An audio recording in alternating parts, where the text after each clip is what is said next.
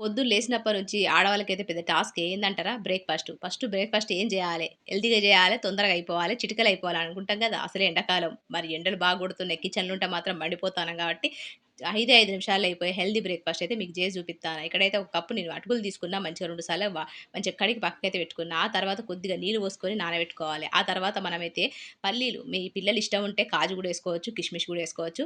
ఇష్టంగా తింటారనుకుంటే. ఆ తర్వాత ఒక కప్పు అటుకులకు ఒక కప్పు రాగి పిండి తీసుకున్నా. దాని తర్వాత సన్నగా కట్ చేసుకున్న ఉల్లిపాయలు, సన్నగా కట్ చేసుకున్న పచ్చిమిర్చి. మీ పిల్లలు తింటే పచ్చిమిర్చి ఏసుకోండి. లేదనుకుంటే కారపు పౌడర్ ఏసుకోండి. లేదనుకుంటే మిరియాల పౌడర్ ఏసుకోండి. ఆ తర్వాత కరివేపాకు, కొత్తిమీర గూడా ఏసుకోవచ్చు. వేరే వెజిటబుల్స్ గూడా ఏసుకోవచ్చు. అంటే ఆకుకూరలు ఉంటాయి గదా! అవి గూడా ఏసుకోవచ్చు. దాని తర్వాత నేను మంచిగా ఫ్రై చేసుకున్న పల్లీలు, దాంతో పాటు క్యారెట్. పిల్లలు కొంచెం క్యారెట్ తినరు గదా! మనకు తినిపియాలని ఉంటది. కానీ వాళ్ళు తినరు. కాబట్టి గిట్లయితే ఇయ్యాలే. ఆ తర్వాత నువ్వులు ఒక టేబుల్ స్పూన్ ఏసుకున్న.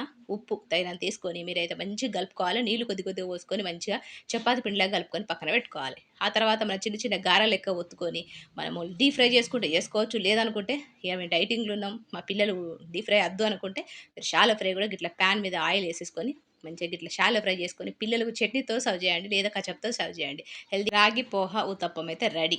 నచ్చితే లైక్ చేయండి. కొత్త వాళ్ళైతే సబ్స్క్రైబ్ చేసుకోండి. ఉంటా మరి. నమస్తే.